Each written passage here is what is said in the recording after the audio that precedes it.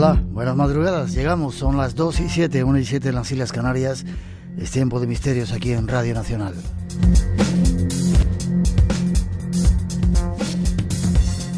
Algo que ya comenzamos en directo desde el estudio 101 de la Casa de la Radio, con los saludos y la bienvenida en nombre de todo el equipo que se encarga de realizar el programa. La parte técnica esta noche, Marcasca y Rubén de Felipe, Rosa Rodríguez en la locución y producción, Natalia Sotillos en la realización y coordinación, David Cuevas esta noche en la redacción, y en las redes sociales Antonio Baena, Juan Gómez y Ramón Álvarez, y este que os habla, Miguel Blanco. Para todos nosotros un placer estar esta noche juntos.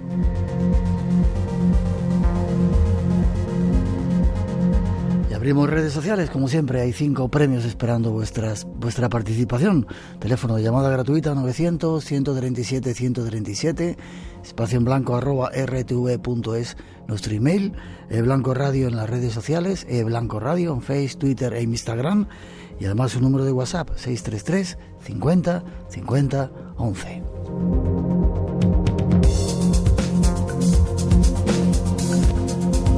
Y ahora os pasamos un avance de los temas que os hemos preparado para conocerlas.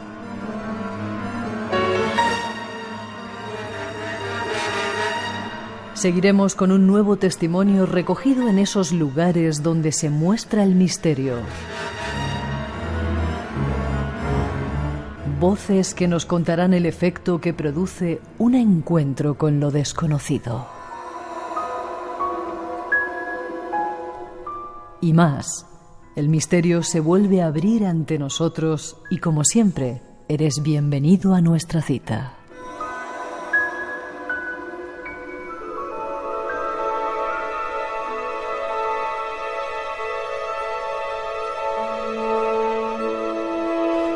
Ahí están nuestros temas, eso que os hemos preparado, una parte de lo que os hemos preparado esta noche, y solo nos queda saludar a nuestro primer invitado, Óscar Fábrega. Buenas noches. Hola, buenas noches, ¿qué tal? ¿La primera vez que vienes al programa? La primera, sí. Ya tenía ganas. Un placer que estés aquí con nosotros. Todo un honor. Eres un apasionado de los misterios, tengo datos por aquí, licenciado en Humanidades, amante de la filosofía y la antropología, te interesa mucho la historia y la literatura, y ahora te has metido a editor también. Sí, siempre que yendo siempre por el filo de lo peligroso. Ajá. Me he metido en esta aventura que no sé muy bien cómo terminará, pero que por ahora va muy bien, ¿no? Y muy satisfactorio, ¿no? Sí. No solamente escribir, sino ya ver los toros desde el otro lado. Pero... Y la verdad es que se aprende mucho, ¿no? Ahora ya empiezo a criticar menos a los editores de lo que hacía antes como escritor.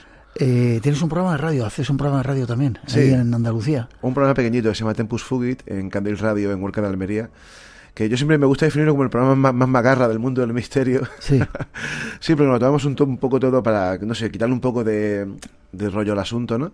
Y es muy rockero, ¿no? También como somos un poco lo integrante del programa. Y bueno, soy un amante de la radio y para mí es todo un honor, imagínate, ¿no? Estar aquí contigo esta noche. Para mí también que lo estés. Así que encantado. Y tu mujer quería venir porque escucha el programa también y es inteligente. Y sobre todo porque es súper fan tuya, ¿no? Que ya me empieza casi a preocupar aquello. Sí, bien. Bueno, yo no digo nada. Has escrito, estuviste hablando de un pueblo que nos interesa mucho. Yo no he podido visitar porque me quedé pillado por una tormenta de nieve. Varias veces que he querido ir y no he podido visitarlo. René Les Ató. Y escribiste un libro que se llamaba Prohibido excavar en este pueblo. Sí, ese fue el primer libro que publiqué ya hace 6 años. Que bueno, para mí hace una eternidad, pero sí. Que te pilló una tormenta de nieve, dices, en René Les Ató. No te has podido estar. Estaba en Carcassonne y quería ir a ver René Les Ató y cayó una tormenta, no pude sacar el coche. Estuve 3 días allí parado y ya no tuve más tiempo y me tuve que regresar. Bueno, pues si algún día te apetece... Pero no sé si contigo, que eres muy crítico, ponías a parir allí y sí, muchas de las cosas que habían pasado, cosa que es bueno cuando hay que hacerlo. A ver, es que realmente el misterio de René Les Ató es un misterio que hay que desgranar y que al final el misterio real sigue estando, que sigue siendo el origen de la fortuna del famoso Abad Saunier, ¿no? En lo que sí que yo me encargo un poco de destruir es casi todas las teorías que se han aportado para explicar ese misterio, ¿no? En un libro posterior, en un libro que escribí con un par de amigos, con Xavi Bonet y Alex Loro, y Enric Savaric, que son 2 amigos catalanes, sí que intentamos ya explicar el origen de la fortuna. En Prohibido excavar en este pueblo me centré más en desmontar las mentiras. Y en este libro, en Compendium Redae, que se llamó, intentamos explicar, por lo menos especulativamente, cuál pudo ser el origen de la fortuna de Saunier, ¿no? Y creo que lo conseguimos. Pero sigue siendo eso, un 5% quizás de misterio sigue quedando ahí, ¿no? Ya, vale. De cualquier forma tenemos que conocer ese pueblo, o sea que si quieres... Cuando quieras vamos. Me encantará. Y has escrito un último libro, que por eso estás aquí hoy, que se llama Dios ha vuelto, de la editorial Guante Blanco, que es como se llama Sí. tu editorial, ¿no? Sí. La editorial Guante Blanco, que forma parte del grupo editorial Círculo Rojo, es un sello de edición tradicional que forma parte del Círculo Rojo, que es autoedición, y que fue un proyecto que lanzó Alberto Cerezuela, que es el director del Círculo Rojo, para lanzar algunos títulos que él quería potenciar y quería mover y que no encajaban dentro de la autoedición, ¿no? Y así hace un año y algo empecé a trabajar con él, ¿no? Y a lanzar con la intención de, por un lado, a apostar por obras desde Andalucía, ¿no? Porque se hace todo siempre desde Almería, desde Madrid, desde Barcelona. Y ya que Círculo Rojo tiene sede en Almería, pues queríamos lanzar una editorial centrada un poco en el mundo del misterio, aunque también con otras cosas, ¿no? Narrativa, historia y demás, ¿no? Y eso surgió este proyecto que, vamos, por ahora va bastante bien y que estamos abarcando un poco todo, ¿no? Desde ufología hasta religiones y pasando por leyendas, por folclore, por antropología. Me alegro. Este es nuestro invitado. Nos vamos a tratar de descubrir si Dios ha vuelto y, sobre todo, como decíamos en esa introducción, la gran cantidad de nuevas religiones que hay. Y ya veréis, algo avanzamos con Jesús Callejo una vez, Sí. pero ya veréis cómo es sorprendente. Sí, dijo que Dios había muerto. Aunque luego dicen que, bueno, no lo expresó así, sino que el ser humano mató a Dios con el propósito de llegar a un mayor entendimiento del mundo. Pero la frase se hizo famosa atribuyéndosela a Nietzsche. Dios ha muerto. Y tú de repente dices que Dios ha vuelto. ¿Dios ha vuelto? ¿O Dios ha estado siempre ahí? Ha estado siempre ahí. Y por desgracia Nietzsche, que pese a que tengo un enorme cariño a Nietzsche como a otro de los grandes ateos ilustres, se equivocaba. Nietzsche pensaba que Dios... Nietzsche lo dijo en varios libros, pero en uno de ellos dijo: Dios ha muerto, pero aún nos queda la gramática. Con eso quería decir que había muerto el Dios de los cristianos para él, cosa que tampoco acertó, pero que aún quedaba el concepto de Dios y que iba a ser muy difícil de erradicar, ¿no? Y que ese concepto se iba a renacer de mil formas distintas, ¿no? Y de ahí un poco viene el título de este libro. Es un homenaje a Nietzsche. De hecho, en un primer momento pensé que se llamase así: Dios ha muerto, tachado, y luego al lado ha vuelto. Porque de hecho es así, ¿no? Los grandes ateos que empezaron en la época de la Ilustración, en un momento en el que parecía que la razón, casi endiosada también en ese momento, iba a acabar para siempre con las religiones, y que eso iba a pasar en cuestión de 50, 100 años como mucho, se equivocaron. Estos grandes ilustrados, y los tres grandes de este movimiento fueron Marx, Freud y Nietzsche, se equivocaron. Se equivocaron porque la razón no ha sido capaz de saciar las ansias de trascendencia y las ansias de responder las grandes preguntas que la religión siempre ha podido responder, ¿no? Pero a la vez, las grandes religiones, el cristianismo, el islam, el judaísmo, incluso las religiones orientales, han perdido también esa capacidad de saciar esas ansias de conocimiento, ¿no? O sea, no quiero decir con eso que estén en crisis esas religiones, quizás un poco sí, pero eso explica de alguna manera que han surgido esta miriada de religiones que yo trato en este libro, que tomando como base esas tres grandes religiones y esas influencias de las religiones orientales y otras muchas que han llegado, ¿no? Tú, por ejemplo, que eres un gran experto en chamanismo y demás, sabrás que eso también ha calado en Occidente, ¿no?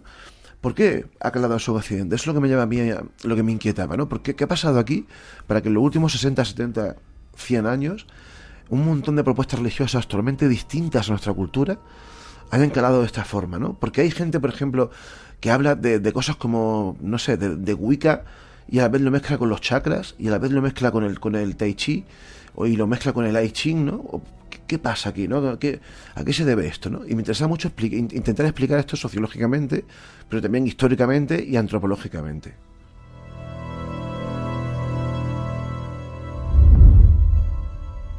¿El hombre necesita a Dios para vivir? Los hombres. Seguramente necesitamos. Sí. Yo eso le di mucha importancia en el libro este y en mi investigación y en mi trabajo, porque yo tengo una firme convicción y lo pretendo argumentar, creo que lo consigo demostrar en el libro, de que la creencia en lo sobrenatural, entendido de una manera muy amplia, fue un mecanismo evolutivo que nos ayudó a nosotros y posiblemente a especies de homínidos anteriores a nosotros, como los neandertales, por ejemplo, a evolucionar y a sobrevivir, ¿no? Del mismo modo que fueron mecanismos evolutivos, como por ejemplo la capacidad del lenguaje, la capacidad de crear conceptos abstractos o la capacidad de manejar, de hacer y crear herramientas, ¿no? Y usar herramientas. ¿Por qué? Dirás, ¿no? ¿Por qué? ¿En qué ayudó a eso, no? Bueno, pues yo siempre pongo este ejemplo porque creo que es muy intuitivo y muy fácil de entender, ¿no? Imaginemos, por ejemplo, una tribu, por ejemplo, del Paleolítico, que está luchando por los recursos con una tribu que está justo enfrente.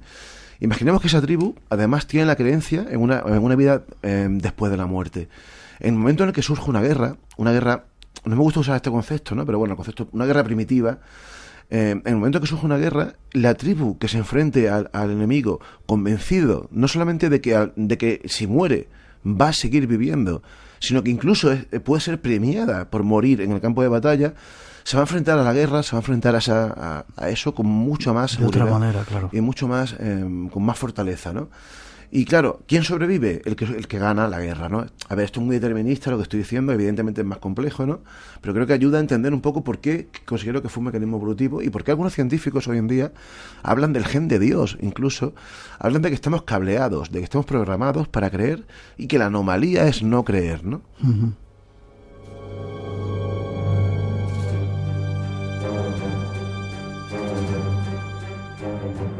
O sea que estamos programados.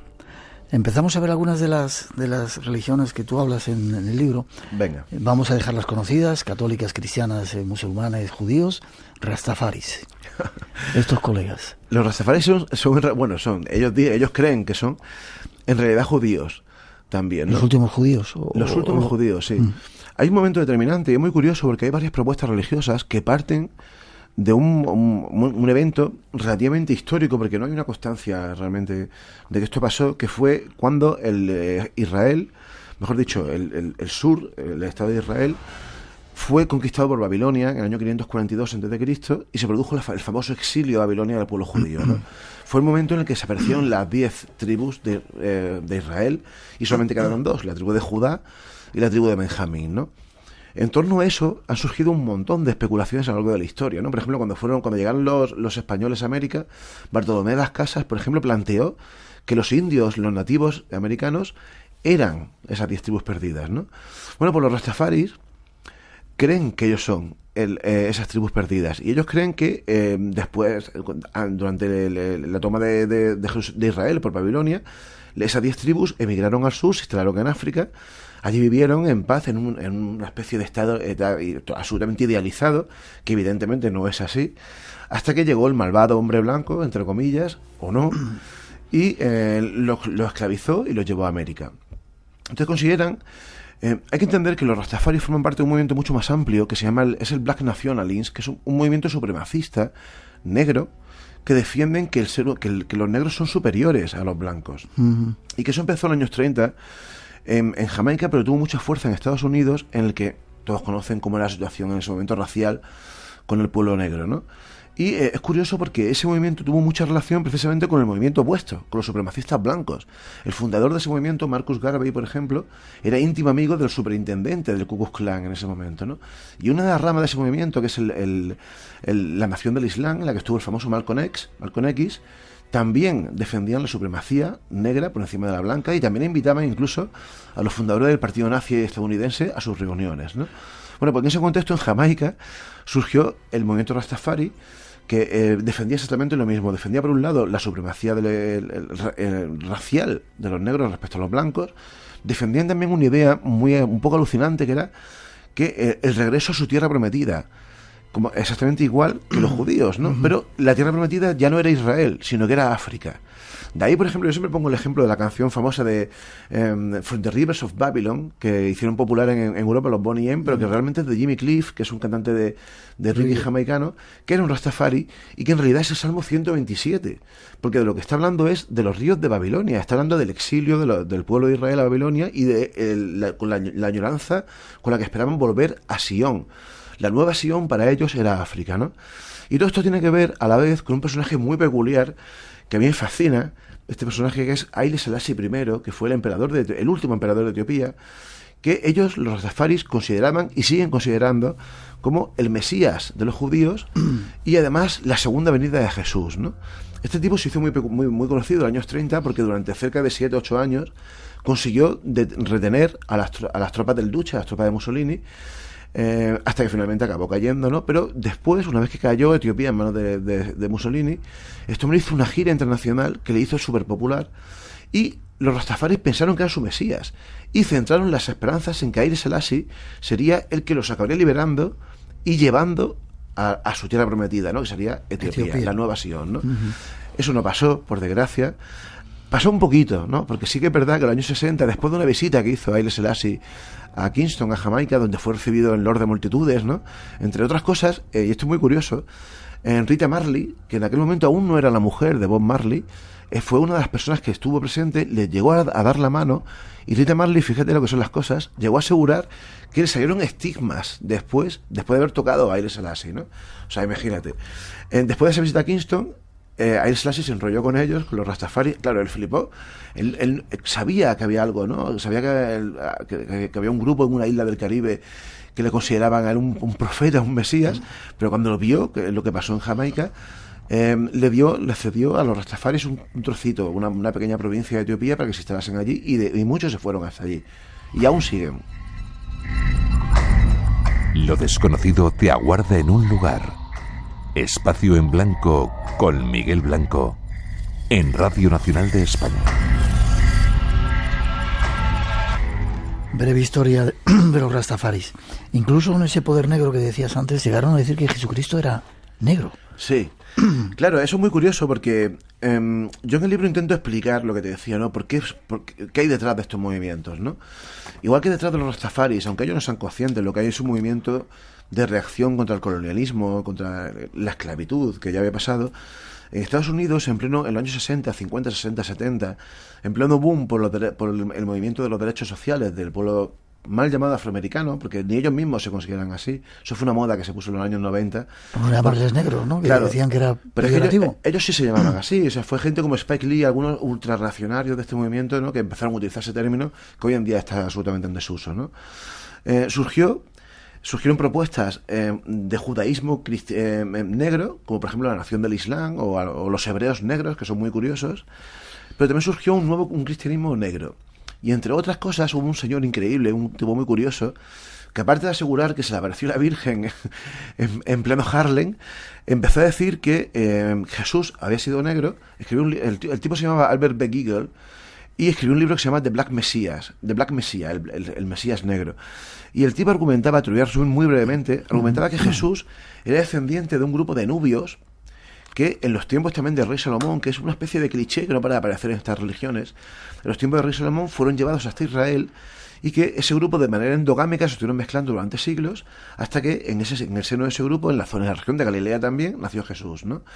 Y de ahí su idea de que Jesús era negro y que por lo tanto el mensaje real de Jesús no está dirigido ni a los judíos, porque además es curioso, era también antisemita, con lo cual es un poco raro todo esto, raro, ¿no? Claro.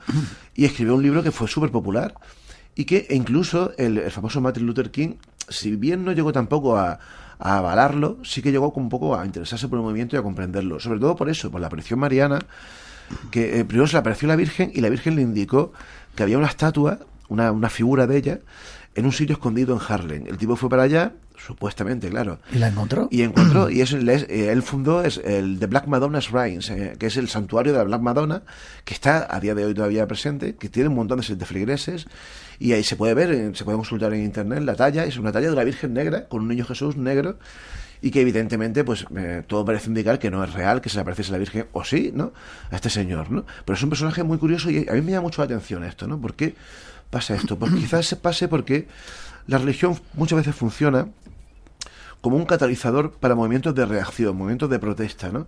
O sea, es más fácil convencer la religión tiende a hacer grupo. Entonces, un grupo que necesita estar cohesionado para luchar juntos por un objetivo común, por ejemplo, luchar por los derechos sociales, muchas veces la religión sirve de nexo de unión, ¿no? Martin Luther King también era un pastor, por ejemplo. Malcolm X pertenecía a la nación del Islam.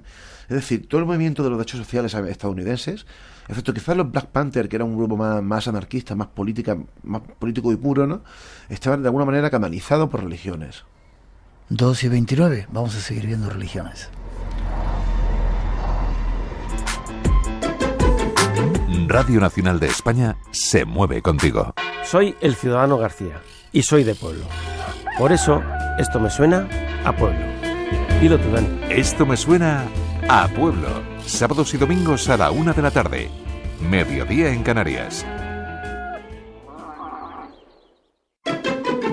Y recuerda que puedes escuchar los podcasts de este y otros programas en rne.es y en nuestra aplicación. Radio Nacional de España. 900, 137, 137 en nuestro teléfono. Tenemos unos cuantos libros. Dios ha vuelto para sortear entre vosotros esta noche si queréis. 22 de junio. Maradona. ¿Qué es esto? Vamos a hablar de extrañas religiones, hemos dicho. Sí. La iglesia maradoniana, a mí es uno de los fenómenos más curiosos de estos contemporáneos, que es realmente actual, o sea, sigue estando muy en vigor, pese a lo sorprendente que es que alguien considere a Maradona como una especie de divinidad. Lo entiendo por la faceta futbolística, pero ya sabemos que ese personaje se ha encargado de destruirse a sí mismo, tanto en cuanto a salud como en cuanto a personaje, ¿no? En cuanto a leyenda. Uh-huh. Y sí, ese día fue el día del famoso partido aquel contra Inglaterra, en el año 86, el Mundial del 86, en el que Maradona hizo una cosa increíblemente épica en el Estadio Azteca de México, marcando primero el famoso gol de la mano de Dios, que metió un gol de mano, y después metió el famoso gol que empezó en su área, y él solo llegó y lo metió también, ¿no? A partir de entonces Maradona fue considerado como una especie de divinidad, ¿no? Para muchos argentinos, que ya consideran el fútbol como algo casi sagrado, ¿no? Pero hay que tener en cuenta también, como te decía, hay siempre un factor social detrás de todos estos movimientos, y es que 4 años antes Argentina había perdido las Malvinas con Inglaterra. Eso era una especie de revancha que se tomaron y que fue además épica, ¿no? Ellos acabaron ganando el Mundial a la gran selección de Inglaterra, y de esa manera, ¿no? Lo curioso es que Maradona se convirtió, como te decía, en una divinidad, y hoy en día hay en Argentina decenas de miles de personas, a ver, que no es que consideren a Maradona realmente una divinidad, pero sí que lo consideran como un personaje casi sagrado al que se le perdona todo, ¿no? Y hay una iglesia que se llama así, Maradona. Una iglesia que tiene sus mandamientos, entre otros, por ejemplo, está ponerle a su hijo de segundo nombre Diego. Y hay decenas de miles de chavales y chavalas, incluso niñas, claro, no solamente niños, que tienen de segundo apellido Diego, ¿no? Y cumplen un poco a la rajatabla el respeto máximo por Maradona como una especie de mesías, ¿no? David Cuadras me pasa aquí, dicen que en vez del Padre Nuestro, el Diego Nuestro, sí. Diego Nuestro que estás en la tierra, santificada sea tu zurda, venga a nosotros tu magia, háganse tus goles, recordar, así en la tierra como en el cielo. Ya no quiero leer más, David, toma. Sí. Gracias. Increíble, ¿no? Que la gente... Es increíble, sí. Gracias, David. Y de hecho, ofician misas, ofician misas de una manera civiles, por supuesto, ¿no? Pero lo ofician dentro de todo un ritual en el que Maradona es una especie de eso, de ser divinizado. Maradona, Matrix. Hay otra religión que tiene que ver con Matrix, la película. Sí, además a mí esa me fascina especialmente porque tiene que ver con Matrix, la película, y tiene que ver un poco con todos los movimientos que a mí me parecen increíbles. Los movimientos de contracultura de Estados Unidos de los 60-70, en los que juega un papel esencial el LSD, Aldous Huxley y eso, ¿no? Todo lo que te comentaba de la contracultura. Es muy curioso porque sus días tienen 2 días sagrados, que son, si no recuerdo mal, uno es el 24 de abril, que es el día de la bicicleta, que fue, además, ese es el día de la bicicleta real, ¿no? Pero además ese mismo día también fue el día que que Albert Hoffman probó por primera vez la síntesis del LSD que él había hecho. Y lo hizo precisamente, después de probarlo, junto con su técnico en el laboratorio, se montó en una bicicleta y a los 500 metros, para cabernos los dos en el suelo, imagínate, ¿no? Con aquel LSD. Y curiosamente coincidió con el día de la bicicleta real, el día del ciclismo, ¿no? Y su otro día sagrado es el 22 de noviembre, porque resulta que el 22 de noviembre del 63, el mismo día que murió Kennedy, también murió Aldous Huxley, que es otro de los grandes popes de esta contracultura, ¿no?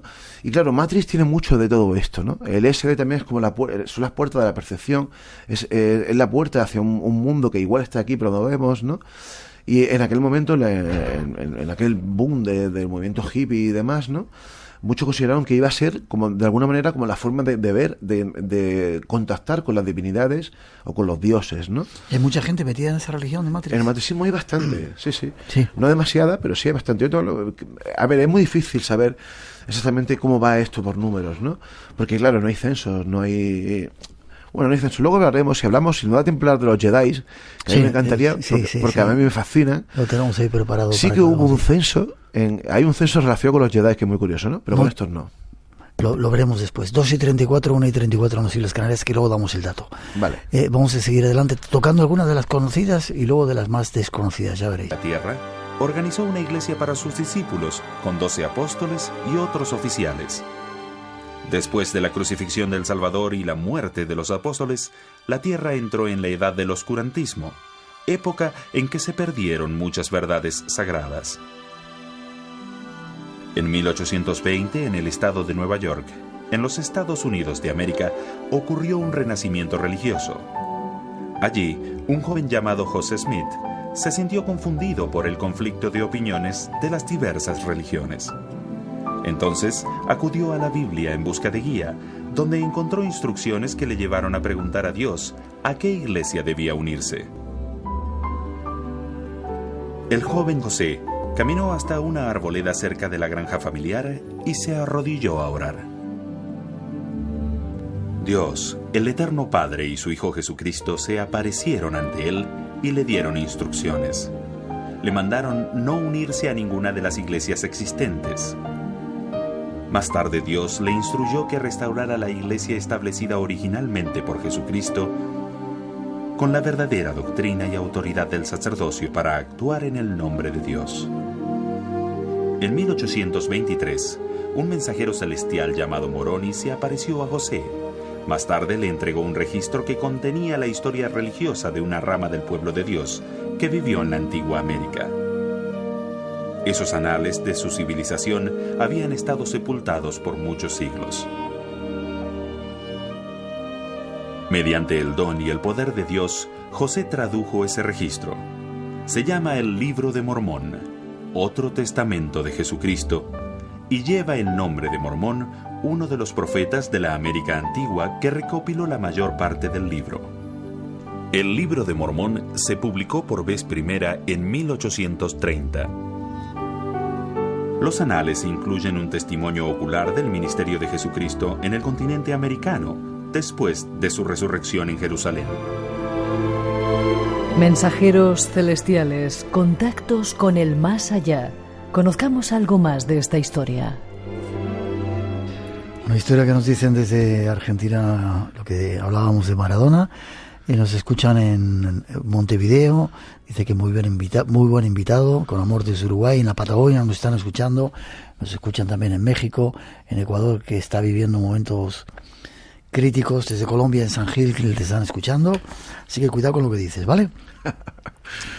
Vamos a hablar de los mormones. Aquí se concitan un montón de historias, sí, que, bueno, se pueden ver si las extrapolamos: extraterrestres, ángeles mensajeros, un sí, libro sagrado, y veíamos una parte de la historia del profeta Smith. Cuéntame. Una de las nuevas religiones, bueno, no tan nuevas, pero más sí, modernas religiones. Sí, y además de las más activas y de las que tienen un crecimiento más feroz. Se podría decir, posiblemente junto con los adventistas, con la cienciología también, o con los testigos de Jehová, ¿no? Son posiblemente las 4 grandes religiones que, sin tener en cuenta la rama del cristianismo, ¿no? Nuevas que están siendo como los evangélicos, que ya es otra historia, ¿no? A ver, los mormones, de nuevo, como estamos viendo en todo lo que estamos hablando, para mí todo esto tiene una explicación que es muy interesante y que tiene que ver con la arqueología prohibida, y que sin embargo no se suele decir esto, ¿no? Hay que tener en cuenta, fíjate un poco, una de las cosas que comentaba en la introducción esta que hemos hecho, ¿no? Hablaba de una rama del pueblo de Dios que se instaló en América. Uh-huh. Y eso es muy interesante, porque ¿de qué están hablando realmente, no? Y es que el Libro de Mormón, de lo que habla, es de un pueblo que precisamente en el momento que te contaba antes de la conquista por Babilonia de Israel, recibió el fundador de ese pueblo, un tal Ley, recibió una orden de Dios de que fueran rumbo al oeste, rumbo a un continente nuevo. Esa gente se instaló en América, tuvo 2 hijos, este señor Ley, Nefi y Lamán. Esos 2 hijos, después de la muerte de su padre, se pelearon entre ellos por ver quién controlaba el poder. Como Caín y Abel. Sí, y surgieron 2 pueblos distintos, los nefitas y los lamanitas. Esto siempre según el Libro de Mormón, ¿no?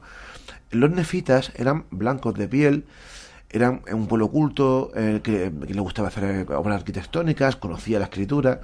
Los otros, los lamanitas, eran oscuros de piel, violentos, sanguinarios, no tenían ningún interés por la cultura, eran nómadas, no eran sedentarizados, y esos 2 pueblos se enfrentaron entre sí durante siglos, hasta que Jesús siempre según el libro de Mormón, se apareció ante ellos después de la resurrección y los bautizó y los consiguió pacificar, ¿no? Estuvieron en paz durante 300 años hasta que finalmente hubo una guerra, una nueva guerra, un nuevo enfrentamiento entre ellos que terminó con la desaparición absoluta de los nefitas, es decir, de los blancos. Y los lamanitas son los que sobrevivieron. ¿Quiénes son los lamanitas? Los descendientes de los lamanitas serían los nativos americanos, estadounidenses, mejor dicho, norteamericanos, que encontraron los ingleses y los colonos europeos cuando llegaron a Norteamérica. Los indígenas, los que luego fueron masacrando sistemáticamente. Y en ese contexto hay que situar el libro de Mormón, ¿no? Porque, como bien ha dicho en introducción, se escribió o apareció milagrosamente en el año 1830, que es justo 30 años después, 40 años después del comienzo de la conquista del oeste. Una vez que Estados Unidos se independizó de Inglaterra, hacia 1790 aproximadamente, las 13 colonias comenzaron a expandirse hacia el oeste. Y en ese momento pasó algo muy curioso que tiene mucho que ver con, para mí, la explicación real de este movimiento, que es cuando llegaron al río Mississippi, al Ohio y al Missouri, a esa frontera que sería como un tercio del país. A partir de allí comienza el Middle West estadounidense. Empezaron a encontrar decenas de construcciones piramidales, casi todas, que no pudieron explicar de ninguna manera y que evidentemente no podían ser para ellos obra de los antepasados de los nativos americanos, porque claro, los nativos americanos en ese momento eran pueblos casi nómadas que no hacían construcciones en piedra y que no mostraban ese saber, ¿no? Aparentemente. Ahí se surgió una cosa muy interesante, que es el mito de los mound builders, el mito de los constructores de montículos, que surge como consecuencia de un montón de libros de historia escritos por historiadores de aquella época, claro, de mediados del siglo XIX, de principios, mediados del siglo XIX, que intentaban explicar esas construcciones, esos montículos, que eran algo parecido eran pirámides cubiertas, enterradas, básicamente, ¿no? Uh-huh. Eran pirámides muy parecidas a la de los mayas, en las que encima había también unos pequeños templos, algunos se encontraron, y empezaron a explicarlo eso argumentando que había habido una antigua civilización, blanca, por supuesto, que había vivido en Estados Unidos, en Norteamérica, y que habían sido responsables de esas construcciones, ¿no? Y se adjudicaron un montón de candidatos, ¿no? Empezando por fenicios, griegos, romanos, egipcios, hasta chinos, gigantes, incluso se llegó a hablar, ¿no? Y en ese contexto hay que situar el libro de Mormón, porque para el libro de Mormón, según el libro de Mormón, esas construcciones fueron hechas por los nefitas, por este pueblo que terminó siendo masacrado por los lamanitas, ¿no? Yeah. Finalmente se descubrió, hoy en día sabemos arqueológicamente, que esas construcciones le hicieron los antepasados de los pueblos nativos que vivieron en toda la cuenca del Mississippi a lo largo de cerca de 1500 años. Vale, pero al profeta se le aparece un ángel, que mucha gente ha dicho que igual no era un ángel, sino que era un extraterrestre. Claro, es muy curioso eso, ¿no? A él se aparece Moroni. Moroni es el hijo de Mormón. Y según el libro de Mormón, Mormón y Moroni fueron los dos últimos del pueblo este de los nefitas, que son los que escribieron en oro toda la historia que cuenta, toda la cosmogonía que cuenta el libro de Mormón, ¿no? Claro, esa es la historia. Es muy curioso porque cuando uno lee el libro de Mormón y lee otras obras también que escribió Joseph Smith, las apariciones tienen mucho parecido con algunos de los típicos casos de encuentro de contactados incluso parecido con las apariciones marianas, que tienen mucho, en la casuística muy parecida también al fenómeno ovni, ¿no? Claro, estamos hablando de 1830, 1823, 27 o 30, mucho antes del boom de la ufología a partir del 47, ¿no? Y eso ha llevado a que muchos planteen que quizás es un ejemplo anterior de esto, ¿no? Es muy difícil asegurarlo, pero entre otras cosas porque Joseph Smith, como luego se ha sabido, fue un gran mentiroso, ¿no? Por muchas cosas. Entre otras cosas, lo estás diciendo tú, ¿eh? Yo luego me lavo las manos. Vale. Sí. Entre otras cosas, yo, por ejemplo, en el libro, es evidente, por ejemplo, que él utilizó un libro que lo plagió directamente, un libro que se publicó unos años antes, que exponía exactamente esta misma historia de un pueblo venido de Israel. Eran las 10 tribus de Israel, que habían sido los que habían colonizado Estados Unidos, un pueblo blanco, y habían sido los constructores de estos montículos. Yeah. De los mound builders, ¿no? Y además hay párrafos literales copiados. De hecho, hoy en día la Iglesia de Jesucristo de los Santos de los Últimos Días, ¿no? Que la Iglesia mormona más extendida, hay muchas iglesias mormonas, consideran que ese libro, para evitar, para un poco esquivar el tema del plagio, consideran que ese libro fue también un libro revelado a ese señor, ¿no? Al autor de ese libro, y que Joseph Smith recibió esa misma revelación, ¿no? ¿Sigue vigente esa religión? Sí, sigue en todo lo suyo, y además muy curioso ese fenómeno, porque tienen muchísima fuerza. Ellos están instalados en todo Estados Unidos, en todo el mundo, pero son especialmente activos en Utah. El estado de Utah lo fundaron ellos. Y además es muy curioso porque eso pasó después de la muerte de Joseph Smith. Brigham Young, que fue uno de sus seguidores, se fue desde el estado de Nueva York, que está en la costa este, andando con unos 500 seguidores suyos, y atravesaron todo el país, todo el Middle West, todas las grandes planicies, hasta establecerse en Utah. Llegaron a una ciudad que está junto a un lago salado, que es Salt Lake City, donde fundaron su nueva capital, ¿no? Y por otro lado, el hijo de Joseph Smith III, fundó su propia iglesia, que acabó, hoy en día sigue activa, pero es muy minoritaria, muy pequeña. La principal es la que fundó este seguidor, ¿no?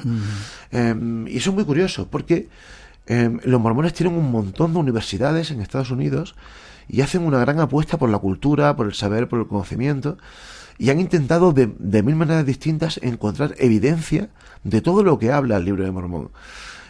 No la terminan de encontrar. En un primer momento intentaron encontrarla en Estados Unidos, hoy en día ya lo expanden a toda América, y ahí sigue, ¿no? Pero es muy curioso porque siempre desde la perspectiva atea se suele decir que que las religiones se equipara religión con ignorancia, cuando no es el caso, ¿no?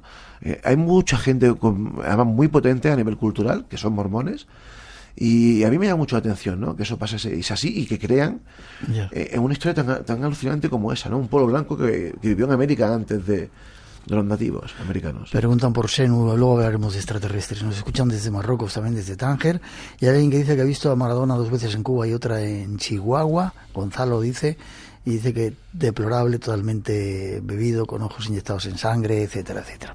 Seguimos adelante, 2:47, 1:47 en las Islas Canarias.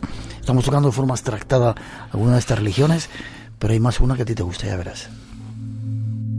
En Radio Nacional tenemos las noches más llenas de misterio de la radio. Adelante, disfrútalas. Estás en Espacio en Blanco, con Miguel Blanco, en Radio Nacional de España.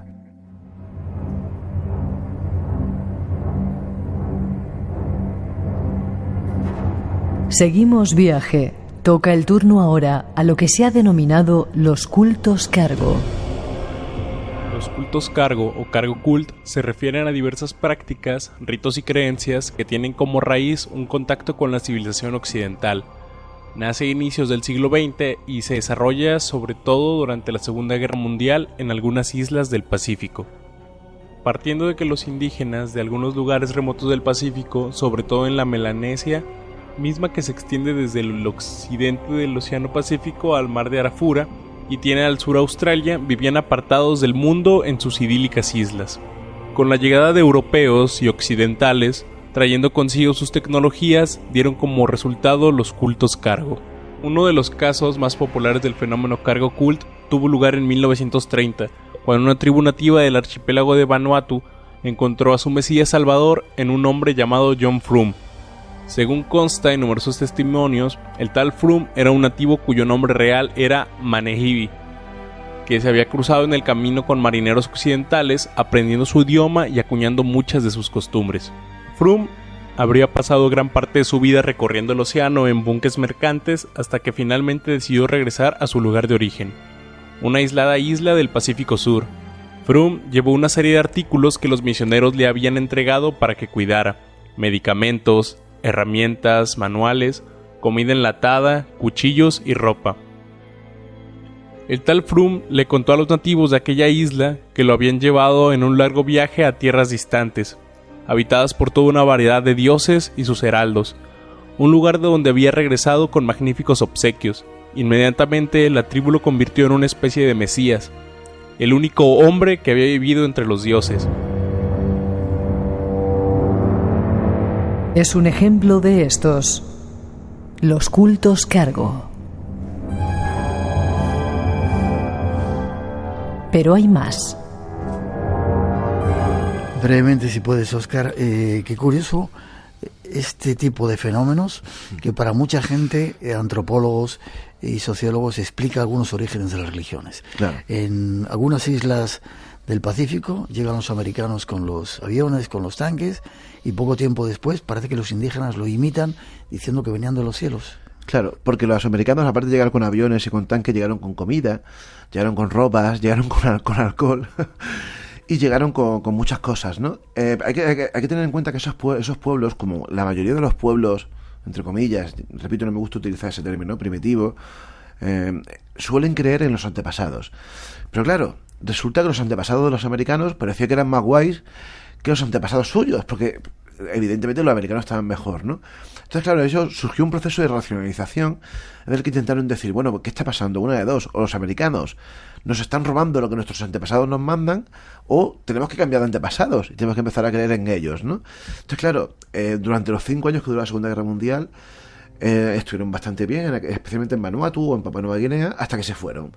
Y cuando se fueron empezaron también racionalizando aquello y dijeron, bueno, pues vamos a propiciar que sus dioses, que sus antepasados, nos traigan lo que ellos traían. Entonces empezaron, como bien decías, a imitarles. Empezaron a hacer aviones de paja, a hacer desfiles con escopetas que eran palos de madera, a hacer incluso walkie-talkies, a hacer emisoras de radio, motosierras de madera, ¿no?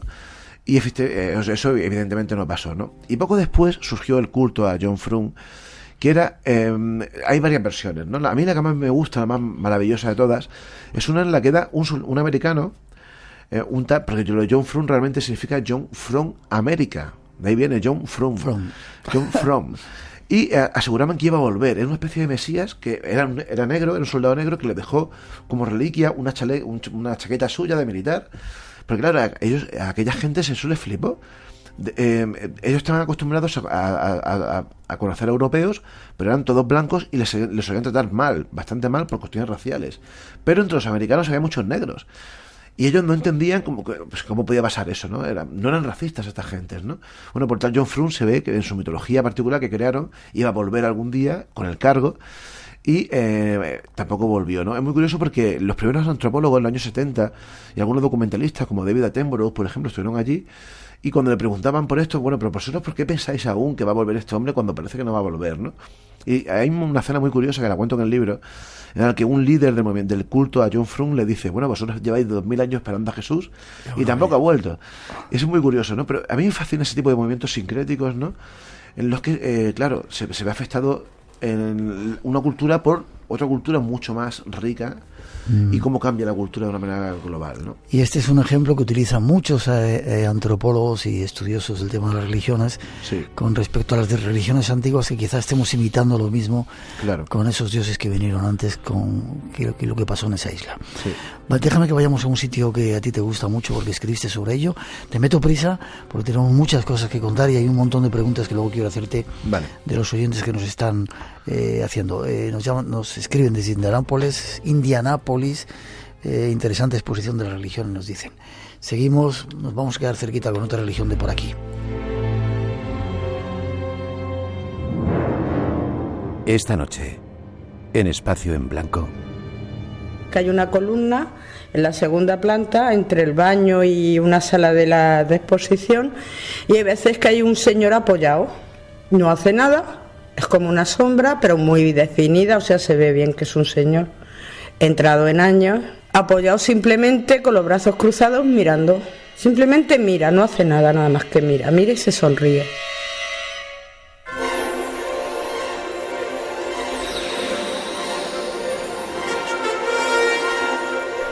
Sigamos nuestra búsqueda de extrañas religiones. Le toca el turno a las que tienen que ver con el espacio. Una de ellas tiene que ver con una montaña considerada sagrada, Bugarach.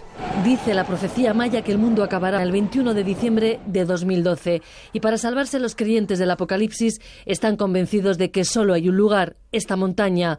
Está situada en una pequeña y tranquila aldea Bugarach, al sur de Francia, de unos 200 habitantes. Hace días que han comenzado a llegar los periodistas. Las autoridades han prohibido el acceso a la montaña. Estamos en el pueblo que se salvará del fin del mundo. No me lo creo, dice este reportero japonés. No está claro de dónde le vienen los poderes mágicos a la montaña.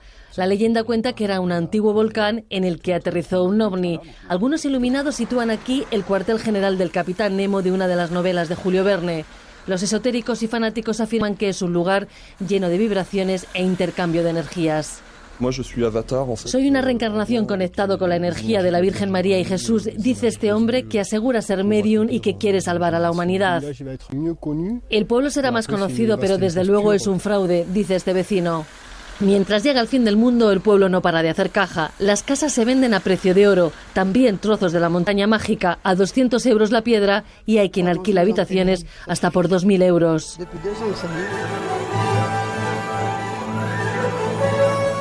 Es una extraña historia con nombres de protagonistas, Jean de Guignat y Elisabeth Van Buren. Conozcamos algo más de ella y de esas otras religiones del espacio. Simplemente, si te parece, Óscar, lo vamos a esbozar, porque tenemos 2 minutitos antes de las noticias. Sí. Bujarás, Francia, muy cerca de España, ¿verdad? De la frontera. Y muy cerca de Relais-Château también, ¿no? Sí. Y además, de hecho, tiene relación con esto.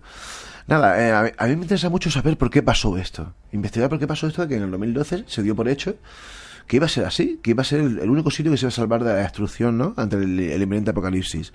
Y investigando, tirando de hemeroteca, tirando de libros en francés que se publicaron, digo esos 2 nombres. Elisabeth Van Buren es la nieta de Martin Van Buren, que fue presidente de Estados Unidos y que en los años 60 montó una especie de secta que se llama Arcadia, muy cerquita, entre Bugarach y Relais-Château, muy cerca de Rennes-les-Vaines, convencida de que ella fue la primera que se convenció de que el fin del mundo iba a ser inminente y que la salvación no iba a estar en Bugarach, sino en Relais-Château, donde hay una pequeña meseta que ella compró y donde, según ella pensaba, los extraterrestres que estaban en una base construida debajo del Bugarach iban a salir y iban a rescatar a los cuantos, a los pocos iniciados que estuviesen allí esperándola, ¿no?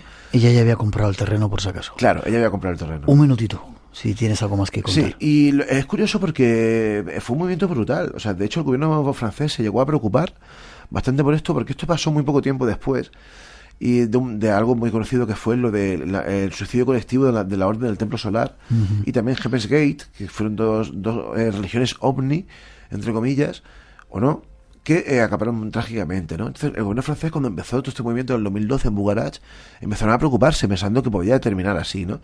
Y de hecho prohibieron el acceso a la montaña el 21 de diciembre del 2012, que era cuando iba a pasar. Aún así, el pueblo se convirtió en todo un circo en el que se reunieron centenares de personas y por supuesto, la gente del pueblo hizo caja de manera extraordinaria, ¿no? Ellos se quejan de todo lo que pasó aquel día, pero claro, hicieron caja, como bien dicen, de gente que cobraba por una habitación 2.000 euros por un día, por ese día solamente. Y no pasó nada. Y no pasó nada.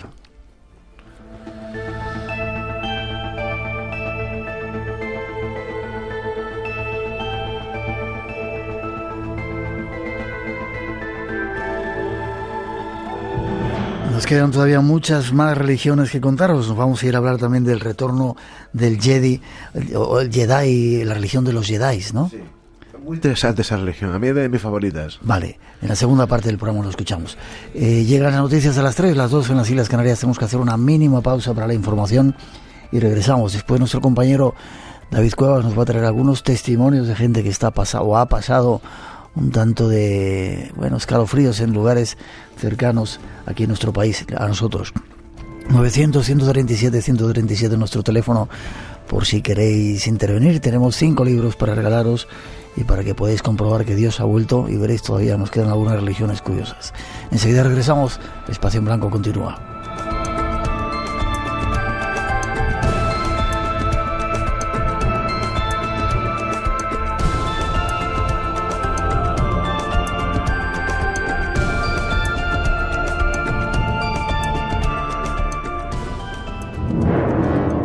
Esta noche, en Espacio en Blanco. Que hay una columna en la segunda planta entre el baño y una sala de exposición, y hay veces que hay un señor apoyado, no hace nada, es como una sombra pero muy definida, o sea, se ve bien que es un señor entrado en años, apoyado simplemente con los brazos cruzados mirando, simplemente mira, no hace nada, nada más que mira y se sonríe.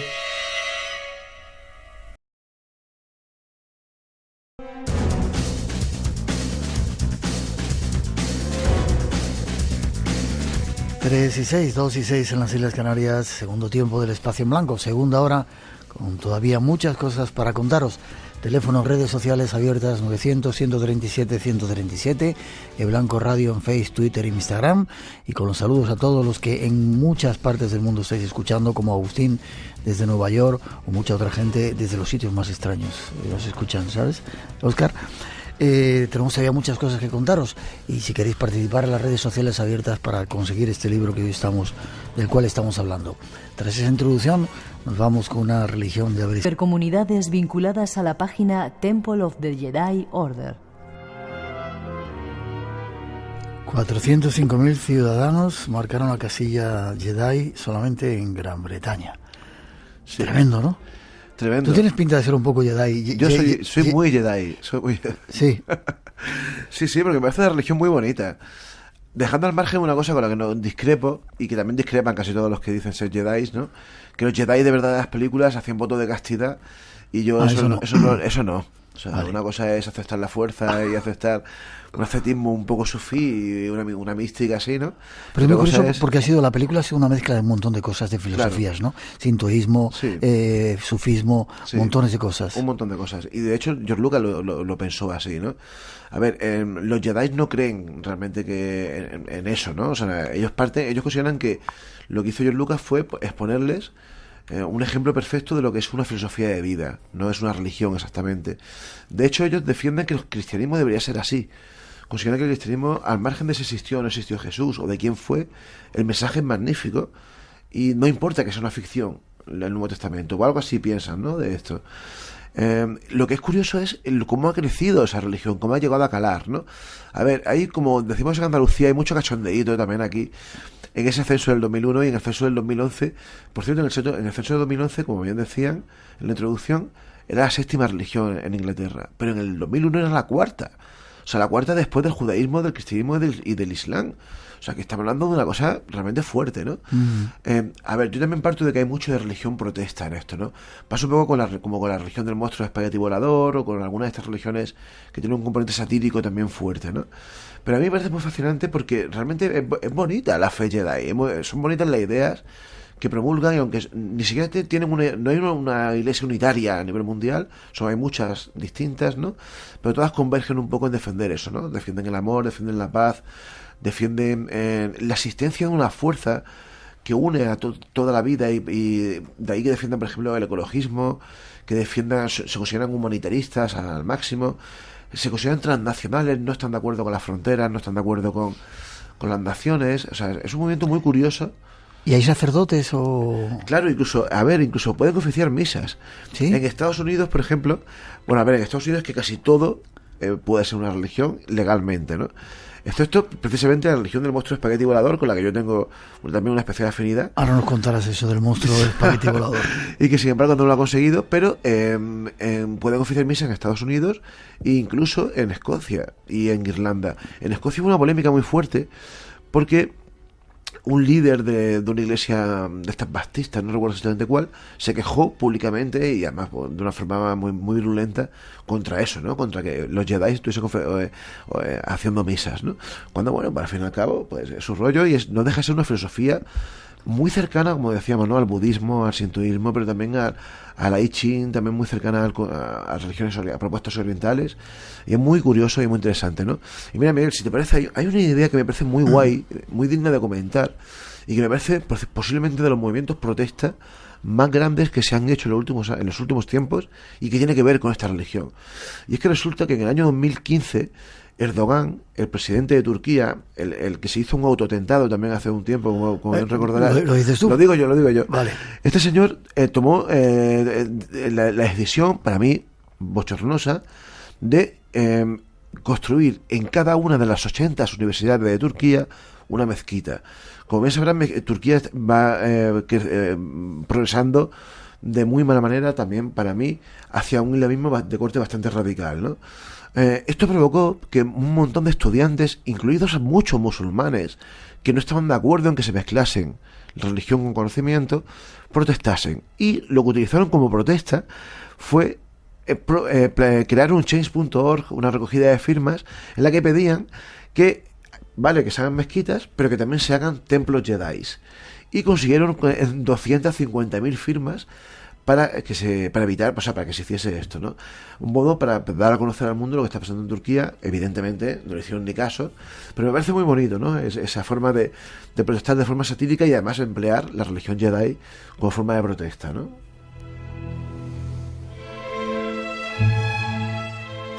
Casi para terminar, Óscar, el espagueti volador, ¿qué es eso? Pues otra religión protesta, satírica, esto nadie cree realmente, bueno, espero que no, en el monstruo espagueti volador, que tiene mucho que ver con el boom del creacionismo en Estados Unidos, del creacionismo bíblico en Estados Unidos, y cada vez tiene mucho que ver con el crecimiento el brutal de los evangélicos, de los no conservadores, que están creciendo como la espuma, y que explica también quién está gobernando en Estados Unidos en la actualidad, porque ha sido apoyado por esos grupos, todos centrados en el Middle West y en el cinturón bíblico estadounidense, en los que en algunos estados de Estados Unidos, de esa región, se intentó que se diese en las mismas horas lectivas a la teoría de la evolución de Darwin que a las propuestas creacionistas, que reciben el término bastante eufemístico de diseño inteligente. ¿Qué es lo que pasa? Que en Arkansas y en Kansas y algún estado más se aprobó. En Arkansas precisamente fue donde el primer estado en el que se aprobó, en el año 2005, y un profesor de física de Arkansas, Bobby Henderson, horrorizado por eso, presentó una solicitud a la junta escolar de ese estado, después de conseguir que 50.000 personas se uniesen a su religión, diciendo que él y 50.000 seguidores suyos creían que el mundo, el universo, había sido creado por un monstruo de espagueti volador que vivía en el universo y que con sus tentáculos tallarinescos había creado todo, ¿no? Y él exigía el mismo número de horas lectivas para su religión. O sea, 1/3 para Darwin, 1/3 para el diseño inteligente y 1/3 para lo suyo. Claro, esa propuesta satírica y reivindicativa consiguió que el Tribunal Supremo de Arkansas echase para atrás la ley escolar que se había aprobado, ¿no? Y desde entonces se ha convertido en una especie de religión atea que ha sido utilizada para un montón de actos de protesta. Por ejemplo, varios de estos estados permitieron, California, Arizona, que yo recuerde, permitieron que las mujeres musulmanas saliesen en la foto del carnet de conducir con el velo islámico. Y estos, como acto de protesta por eso, pidieron salir en la foto de carnet con un colador en la cabeza, simbolizando también que ellos querían salir con un atributo de su religión, ¿no? A mí me parece otra religión protesta muy guay y que además creo que es sano, ¿no? Tomarse un poco con humor estos extremos religiosos tan fundamentalistas a veces, ¿no?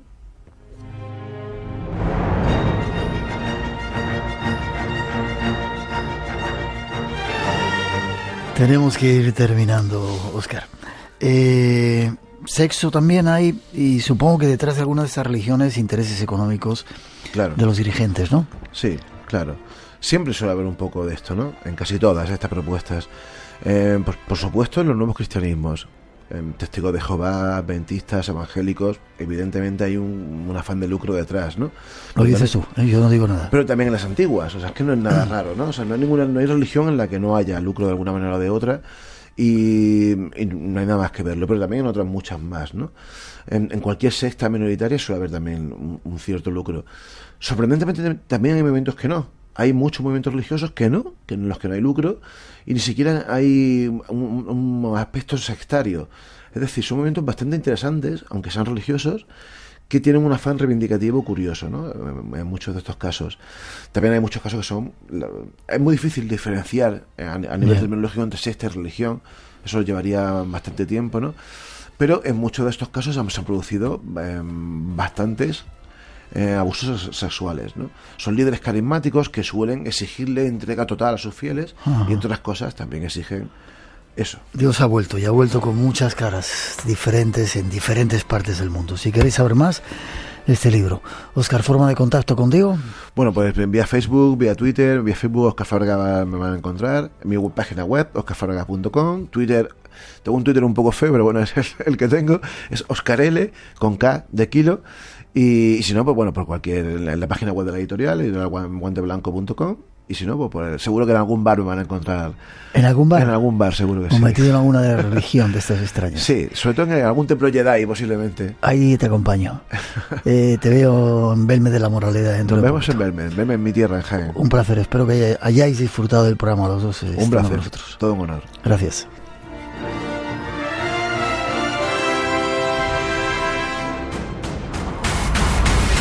Espacio en Blanco. Tu cita con lo desconocido.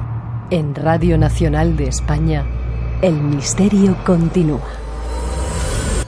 Hola, soy Angelina Marianovic desde Mostar y un gran saludo para todos los amigos de Espacio en Blanco.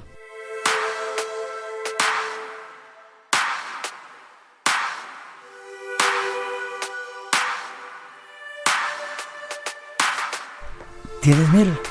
Tengo miel. ¿Y la usas antes del programa? La uso justo antes del programa. Un poquito, no mucha. No lo había hecho yo. Yo de vez en cuando tomo pastillitas y tal para la garganta. David Zurdo, qué placer. Y tanto, que placer enorme. Y la verdad es que pienso mucho en ti cuando hago este nuevo programa, ¿eh? Sí. Porque me doy cuenta de lo difícil que es hacer lo que tú y otros evidentemente profesionales, ¿no?, hacéis, que es realmente mucho más difícil de lo que parece. Esto hay que ponerlo en valor para quien escuche los programas. Sí, señor. David Zurdo, periodista, compañero nuestro, que hasta hace poco tiempo hacía pequeñas intervenciones, hacías pildoritas y de repente ahora te has lanzado a El pasado ya no es lo que era. El pasado ya no es lo que era, que es un programa de media hora, tampoco es que sea un programa muy extenso, pero ya sí por lo menos da tiempo a desarrollar algunas cosas y contar historias más completas. Esas cosas súper interesantes que tú contabas. ¿De qué trata? ¿Del pasado o de misterios o de qué? Porque tú has tocado muchos palos. Todos. Trata de historia y al final historia casi es todo. Desde, por ejemplo, algo que es muy de misterio, el doctor Delgado, el famoso doctor Delgado, vamos a llamar Frankenstein español, que implantaba electrodos en el cerebro de las personas, eso en el siglo XX, hasta historias que pueden tener incluso su nacimiento antes del propio nacimiento de la historia, hablando de la prehistoria. Bueno, todo esto tiene cabida. Historia, como te decía Miguel, es todo. ¿Dónde se emite para escucharlo? Radio 5 los domingos a las 10:35. Y además Radio 5 es estricta, es exactamente a las 10:35. ¿Pero de la mañana o de la noche? De la mañana. 10:35 hasta las 11. Hasta las 11. Vale, avánzame qué vas a tocar, o qué has tocado, o qué quieres tocar. Bueno, los temas que hemos tocado, por ejemplo, desde el machismo en la historia, por ejemplo, un tema creo que muy candente ahora mismo, hasta, por ejemplo, la historia de Magallanes y Elcano, esa vuelta al mundo como la de Phileas Fogg, pero en 1000 días en vez de en 80. Y que contaron que no habían sido ellos quienes habían dado la vuelta al mundo, sino que habían sido otros los que se habían adelantado. Bueno, ahí hay una parte, digamos, que tiene que ver con esas personas que son filipinas o que son de esa zona, que vienen a Europa, pero claro, luego dan la vuelta tiempo después, con lo cual se podría decir que esto, en palabras de Pepe Calvo Pollato, un poco, que fue quien estuvo conmigo en este programa, es como hacer el Tour de Francia, una etapa, y hacer la mitad de la etapa, irte al hotel y luego dos horas después hacer el resto. O sea que ahí siempre, pero sí, siempre hay que meter un poquito ese dedo o esa mirada, ponerla, proyectarla en lo que es menos conocido. O sea, si hablamos, por ejemplo, hoy mismo, ¿no?, he grabado un programa, tiene que ver con la Armada Invencible, pero no es la historia de la Armada Invencible, sino de esos españoles que acaban en Irlanda y acaban creando el mito de los Black Irish, aquellos españoles negros llamados, ¿no?, sí, o irlandeses negros, que eran esos irlandeses morenos con la tez oscura y todo esto, que al final acaban siendo irlandeses porque míticamente descienden de estos españoles que acaban en Irlanda. ¿Qué cantidad de historias se guardan dentro de la historia, David? Prácticamente todo, ya digo, está, y se puede poner siempre el punto de vista de algún modo en algo del pasado que es historia, ya digo, según como lo queramos ver. Hay 1000 formas, mil ángulos que son muy interesantes y que cada uno enriquece a su manera. Es curioso porque cada vez que se excava, se araña más la tierra, se encuentran más detalles que pueden cambiar la historia que nos han contado, que la historia siempre la cuentan los vencedores, y hay muchas otras facetas y... Es que la historia nunca es como nos la han contado, aunque a veces se parezca mucho, ¿no?, a lo que es, pero otras veces no se parece en nada. Hay intereses, hay veces que simplemente no se conoce, y otras veces que hace falta pues una persona que te pueda llevar hacia el conocimiento y la interpretación, porque a veces no solo es conocer el dato, sino también entender qué significa, a dónde lleva, qué consecuencias tiene. Todo esto también es parte de la historia. Y nadie mejor que tú para hacerlo. Pues muchísimas gracias, Miguel. Te digo una cosa, el esfuerzo, desde luego, eso sí que, vamos, aseguro que está todo. Seguro. Luego ya lo que quede, eso no lo sé, eso ya se verá. Lo vamos a escuchar. El pasado ya no es lo que era. Sábados 10:35. Domingos. Domingos 10:35 de la mañana. Radio 5. Eso es. Y luego en podcast. Claro, que es hoy en día prácticamente tan importante como la emisión en directo. Lo vamos a escuchar. Enhorabuena. Ya me gustaría a mí tenerte de colaborador en el programa para que contaras algunas pinceladas de eso que vas a hacer. Bueno, ya sabes, tú invítame, que yo siempre que me invitas vengo. O sea que tú vete maquinando. Enhorabuena, que siga adelante. Mucho éxito. Muchas gracias, Miguel. Gracias.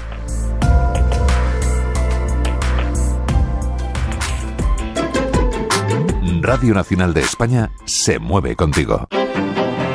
Esta semana en La Estación Azul, la escritora Clara Sánchez nos presenta una inquietante novela de intriga. La Estación Azul, con Ignacio Helguero. Recordamos la correspondencia amorosa de Pedro Salinas. Ven conmigo. Tiende tus manos, tiéndeles tu cuerpo. Y nos adentramos en la exitosa obra de Teodor Califatides. La Estación Azul, los domingos a las 3 de la tarde, las 2 en Canarias. Y recuerda, Fe y Convivencia, los domingos a las 5 de la madrugada. Radio Nacional de España.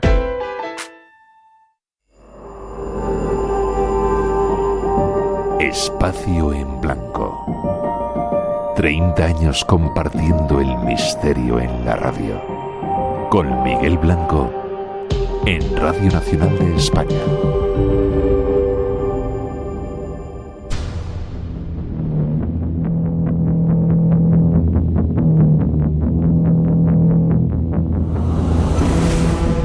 Tres y 24, 2 y 24 en las Islas Canarias. Más de 30 años compartiendo el misterio, ¿verdad, don David? David Cuevas. Pues en mi caso más de 6, don Miguel. ¿Qué tal? Buenas noches. Un placer que estés de nuevo con nosotros. Nos quedó por contar un montón de historias. Hicimos una conexión contigo y con Jesús Ortega. Con Jesús Ortega, nuestro compañero también, que estará dentro de poco con nosotros también contándonos historias en su nueva sección. ¿Dónde era o qué pasaba? Pues mira, vamos a retomar. Esto sucedía en un edificio oficial llamado Centro Cultural Rafael Morales. Eso estaba en Talavera de la Reina, en Toledo. ¿Se pueden dar todos los datos? Sí, ya no hay problema, ¿no? Bueno, estaba, y de hecho sigue estando. Y de hecho siguen pasando cosas. O eso tenemos entendido. Tal y como contábamos Jesús y yo en aquella conexión en directo, esto fue el pasado 1 de junio, un compañero, José T. Flores de Ocultura Talavera, nos invita a ir allí de forma oficial con el permiso de la propia concejala de Cultura para pues poder entrevistar a una serie de personas que estaban trabajando siguen trabajando de hecho en el edificio, y que todas ellas tenían una particularidad, y es que unas u otras en mayor o menor medida habían sido testigos de presuntos fenómenos paranormales en el edificio, y seguían siendo testigos, algunos de ellos, de esos sucesos. ¿El edificio a qué se dedica ahora, me has dicho? Es un centro cultural. Centro cultural. ¿Y anteriormente o estoy desvelando datos que todavía no debo? ¿Cómo era aquello? No te adelantes. Vale. Bueno, no pasa nada, sí. Hay que decir que uno de los datos interesantes a nivel histórico, antes escuchábamos al compañero hablando de todos y cada una de las interesantísimas facetas de la historia que tienen prácticamente todos los temas, ¿no? Este no es uno menos, ¿no? Estamos hablando de un antiguo hospital, el antiguo Hospital de la Misericordia, fundado en 1475, y que en los siglos posteriores tuvo una serie de reformas, que desde hace ya bastantes años se convirtió, concretamente creo que unos 11 años, se convirtió ya oficialmente en lo que es el Centro Cultural Rafael Morales. Bueno, pues ahí estuvimos con el compañero Jesús Ortega y otros compañeros, no solamente entrevistando a los testigos, sino luego posteriormente pasamos una noche con una pequeña experimentación allí. Y bueno, pues estuvieron grabando algunas estancias en vídeo, las estancias donde presuntamente más sucesos se concentraban. Y bueno, y luego repasando todas y cada una de las grabaciones, por lo que tenemos entendido. Bueno, no lo cuento luego. Vale.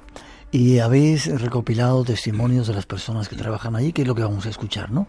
Testigos del misterio en ese lugar de Talavera de la Reina. Así es, estamos hablando de varios testigos, y vamos a escuchar al primero de ellos, que es el que más sucesos dice haber vivido, ¿no? Ella es Lola Robles Chico, es una de las encargadas del servicio de limpieza, y nos cuenta cómo, entre otras cosas, de hecho, yo diría que el suceso más recurrente en este centro cultural es algo que pasan con las puertas, concretamente con las puertas de los baños. Si te parece, lo escuchamos. Bueno, en este lugar básicamente lo que sucede es que se cierran las puertas solas de los baños. O sea, los baños se arreglan, se quedan abiertas todas las puertas, y de pronto los baños llevan un cerrojo de seguridad. Entonces se van dejando todas abiertas y se van cerrando, dan todas portazo y todas se van cerrando según las va apareciendo. Las volvemos a abrir. Hay días que no se vuelven a cerrar, y hay días que sí, que estás tranquilamente, de pronto sientes un portazo y la puerta se ha cerrado. Nadie sabe el por qué, porque corrientes de aire aquí no hay. Entonces se cierran solas, no hay más historia. Se da la vuelta al cerrojo completamente, como si se hubieran cerrado por dentro, pero es lo que hay. Otras veces hemos estado trabajando, se han dejado los baños hechos y hemos empezado a sentir ¡plas, plas, plas! Se van cerrando una detrás de otra, además con portazo. Siempre se cierra de golpe, siempre. ¿Vosotros no vivisteis el fenómeno? ¿No se os cerró ninguna puerta cuando estabais ahí? A ver, te cuento. No exactamente, pero sí que es verdad. Lo que pasa, claro, que esto es una situación, es un suceso a medias, ¿no? Sí que es verdad que se nos comunicó como una de las puertas estaba previamente abierta, y cuando llegamos y cuando se volvió a entrar a la estancia poco después, cuando nadie había entrado aparentemente, se encontraba cerrada con el cerrojo echado. Nosotros no presenciamos el suceso. Yo particularmente lo achaco a una cuestión azarosa. No le doy más importancia, al menos en lo que respecta a lo que vivimos en el momento. Aquella tarde, durante la tarde entrevistamos a los testigos y durante la noche es cuando hicimos aquella suerte de experimentación, ¿no? O simulacro de investigación. Bueno, pues seguimos hablando con Lola Robles y claro, la cosa se pone interesante porque no solamente estamos hablando de puertas que se cierran y aparecen cerradas con un pestillo, según Lola, sin aparente explicación, sino que hablamos de un tema que a mí me interesa mucho, como es encuentros cercanos con una sombra. Hay veces que yo no sé si son los cambios de luz o la imaginación que te siempre suele jugar malas pasadas, ¿no? Pero hay veces que hay una columna en la segunda planta entre el baño y una sala de exposición y hay veces que hay un señor apoyado, no hace nada, es como una sombra pero muy definida, o sea, se ve bien que es un señor entrado en años, apoyado simplemente con los brazos cruzados mirando. Simplemente mira, no hace nada, nada más que mira y se sonríe. Qué curioso, ¿no? Eso sí que debe dar miedo, encontrarte ahí una columna, una figura que te está observando. Sobre todo si descartamos que se trate de un efecto de luz óptico, ¿no? Claro. Claro. La verdad es que sí. Ante una situación como esta, de hecho, vamos a pedir disculpas, ¿no? Son ahora las 3:31 de la madrugada. E imagino que muchos de los oyentes nos están escuchando en la cama. Y alguno, aunque tenga calor, yo creo que ha empezado a arroparse un poco, ¿no? Y que lo siga haciendo porque Lola nos da más detalles de esa extraña sombra. Hombre, pienso que es algo que pertenece a este centro o alguien que pertenece aquí. Pienso que no ha tenido oportunidad de irse o que no ha querido irse y que se encuentra cómodo. Nadie se mete con él, nadie hace cosas raras que le puedan ofender o malear, con lo cual tampoco tendría por qué ir a más. Bueno, pues allá teníamos hablándonos precisamente de este tipo de sucesos que van más allá, insisto, de puertas que se abren o cierran, sino de presuntos encuentros con entidades o con sombras, sin, al menos para Lola, insisto, sin una aparente explicación razonable. Pero el fenómeno todavía tenía más aditamentos, ¿verdad? Sí. Más características extrañas. Nos contó un suceso bastante curioso que, bueno, se puede plantear de muchas formas, ¿no? Se puede tratar de explicar de muchas formas, pero es francamente llamativo y por eso lo he seleccionado. Lola nos habla de algo que sucedió al llegar al edificio, quiero recordar que en la planta superior, en una de los, porque ahí hay varias plantas, hay varias salas, se hacen exposiciones, es lo que sería un centro cultural, ¿no? Además muy bonito, yo recomiendo que se visite, más allá de las cuestiones relacionadas con el misterio, porque realmente merece la pena, ¿no? Y un día llegan y se encuentran con algo raro, con algo que tiene que ver con una vela. Arriba, en una ocasión, había estado el centro cerrado completamente, no había subido nadie, no había habido nada, y en la parte de administración nos encontramos unas gotas de cera que no sabíamos de dónde había salido eso, porque tampoco había habido nada. Entonces, al lado enfrente de una ventana, como si alguien se hubiera estado balanceando con una vela, estaban las gotas de cera en el suelo. Solamente en ese sitio, solamente eso. ¿En qué planta sería esto? ¿Segunda o tercera? En la segunda planta. ¿Cuándo sucedió este episodio que nos cuentas? Pues este episodio sucedió en unas navidades. Fueron unas navidades. ¿Recuerdas de qué año? 4 años fácil. 4 años. 4 o 5 fácil. Tampoco había ningún acontecimiento programado en el centro, con lo cual aquí no había habido nadie. Además lo pregunté. Si había habido alguna cosa o algo y yo no me habría enterado, ¿no? Espacio en Blanco, en Radio Nacional, con Miguel Blanco. La vela, pero pasaban más cosas, ¿verdad? No sé si... ¿Qué ha sido eso, Miguel? ¿Se ha colado ahí algo? Sí, algo. Sí, algo, sí. Algo. Se ha colado, sí. Algo se ha colado. Sí. Bueno, acabamos con el testimonio de Lola, y ella nos repasa algunos eventos históricos que ya comentaba muy por encima, ¿no? De lo que había ocurrido previamente o lo que se fue convirtiendo en ese edificio años anteriores, y nos cuenta algo muy interesante que te va a gustar. Nos cuenta que hacía no mucho, cuando fuimos nosotros, había tenido lugar una exposición de cubos de cerámica. Entonces, para que los oyentes hagan una idea, imaginemos una sala en la que hay unas vitrinas, ¿no? Varias vitrinas. Y dentro de cada vitrina había pues una serie de cubos de cerámica en diferentes posiciones. Imaginemos como si fuera una suerte de... el típico juego que vas poniendo una pieza encima de otra, encima de otra, encima de otra para intentar que no se caigan, pues algo parecido. Una especie de formación realizada con pequeños cubos de cerámica dentro de una vitrina central en la sala. Bueno, pues algo pasa, y si te parece luego comentamos más, porque hay un detalle muy interesante que creo que dice Lola y que creo que a los oyentes les va a llamar pues verdaderamente la atención. Lo escuchamos. De aquí del centro es que la gente normalmente no sabe nada, ¿eh? Todo el mundo lo que recuerda es que fue colegio en un tiempo, anteriormente fue un hospital de beneficencia, estuvo abierto durante la guerra, aquí se refugiaban los heridos y tal, pero de todo eso me he ido enterando después, porque claro, vas preguntando. Y una historia que pasó hace poco también, que había una exposición en la primera planta. Había una figura de cubos de cerámica, los cuadraditos, estaba puesto como en escala, muy bonito. Eso no se tocaba, no se movía, y un día había gente viendo la exposición y se empezaron a caer como si fuera un dominó, pim, pim, pim, pim, pim, pim. Además, ves el vídeo y la sensación es que desde arriba alguien hace así. ¿Tú lo has visto? Pues la sensación es que alguien hacía así en el primero y van cayendo así. O sea, hay un vídeo que recogió esta historia. ¿Esto cuándo fue? ¿Sabrías concretarnos más o menos? Pues esto fue, no sé, hará un mes, pues un mes y pico, 2 meses. El fenómeno parece que sigue vivo, y Susana Torralba, que está en Nimes, está ahí sola y atenazada en la cama. Dice, también nos escuchan desde Nueva Jersey, dice que si todo esto no será producto de la sugestión, pero bueno, sacamos conclusiones luego.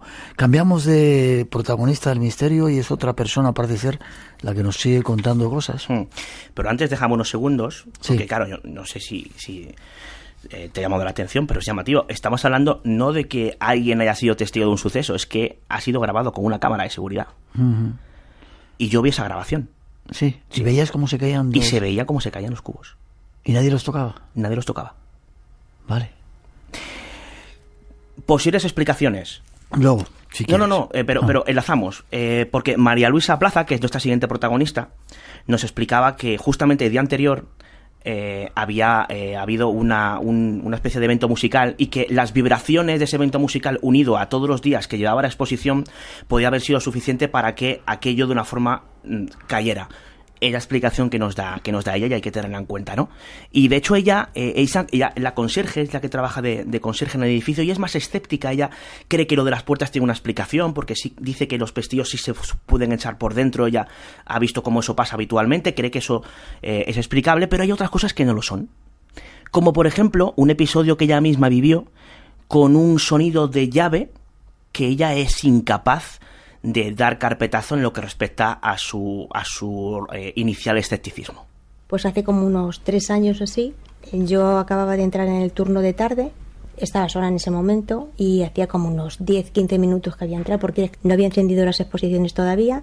Y en la primera planta tenemos hacia la derecha, sí, donde yo estoy sentada hacia la derecha, hay 2 aulas. Una que es la Concejalía de Festejos y otra es donde dan los alumnos el taller de pintura.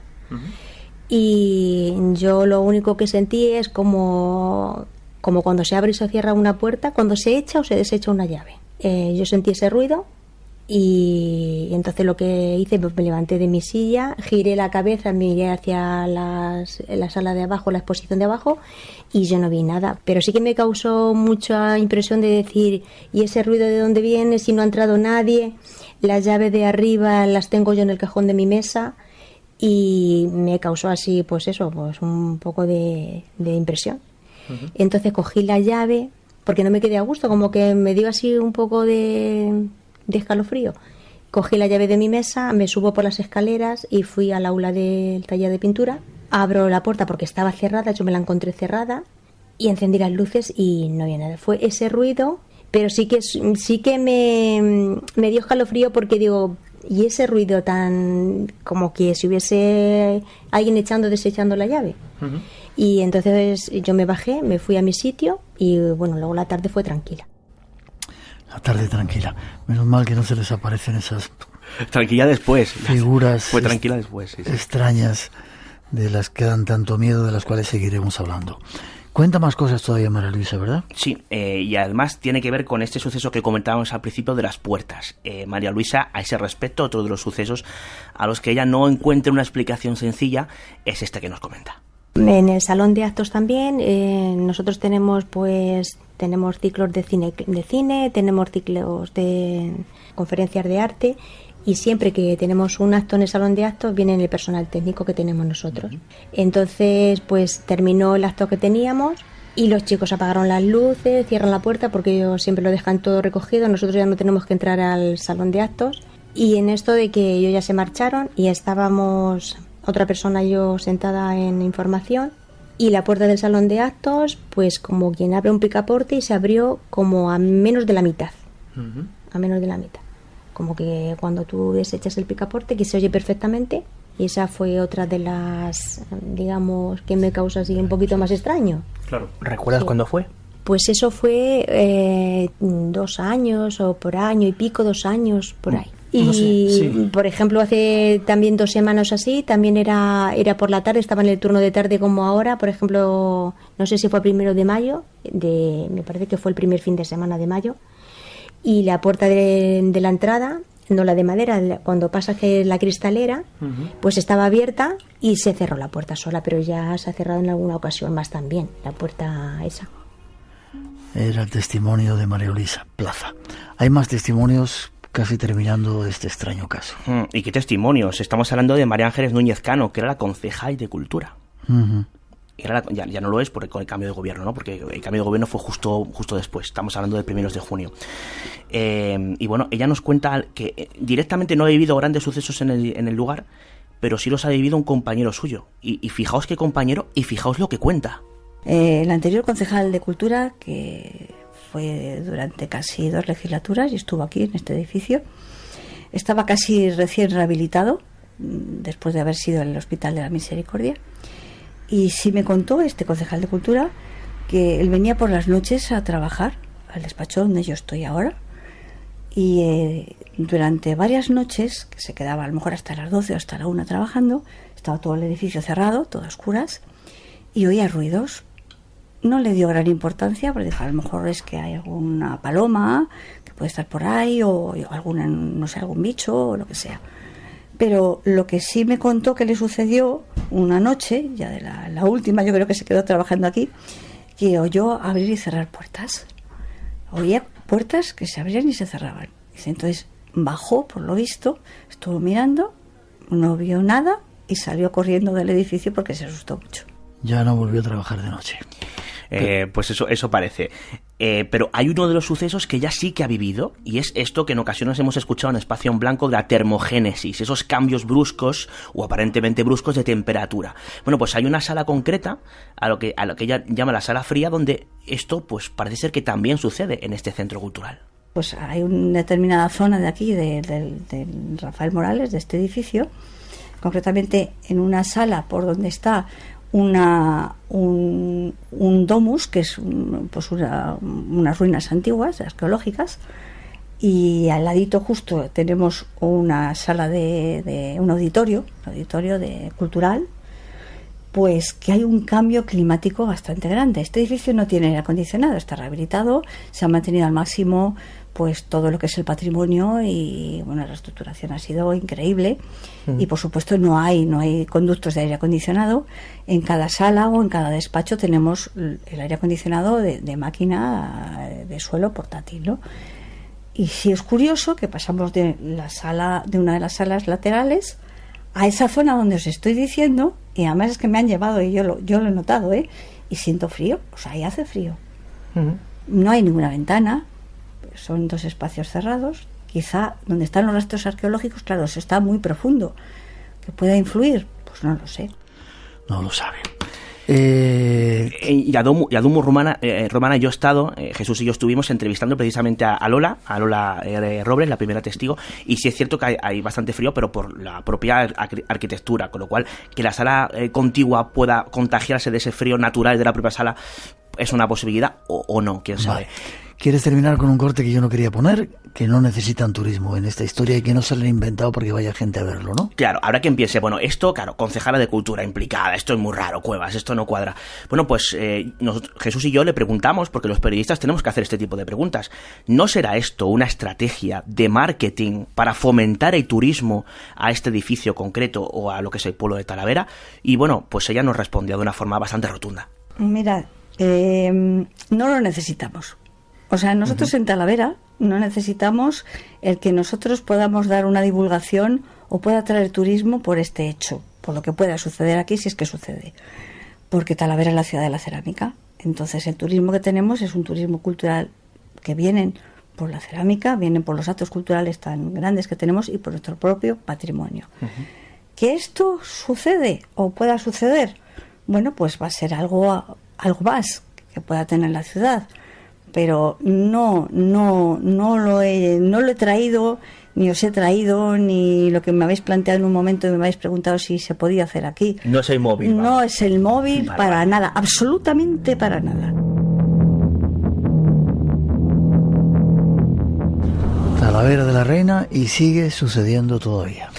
Eso parece, sigue sucediendo. No sabemos si todo lo que pasa tiene, digamos, una aparente, vamos a decir, inexplicación, por inventarnos un palabra a estas horas de la madrugada, o hay, digamos, algún tipo de, pues explicación racional. Sí, decir rápidamente investigando que estuvimos toda la noche allí, se revisaron las grabaciones y, según tengo entendido, no apareció nada que se pueda considerar inexplicado. ¿Forma de contacto?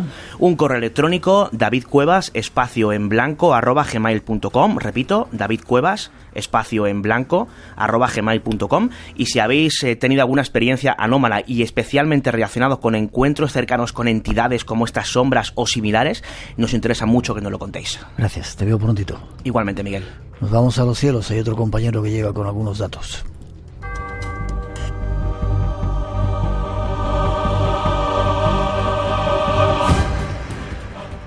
Tiempo para ir a los cielos. Hay muchos misterios esperando y nuestro comandante Iván Castro nos recibe. Permiso para abordar la nave, comandante. Buenas noches, Miguel. Permiso concedido como siempre. ¿Cómo estás? Un placer volver a tenerte en el programa.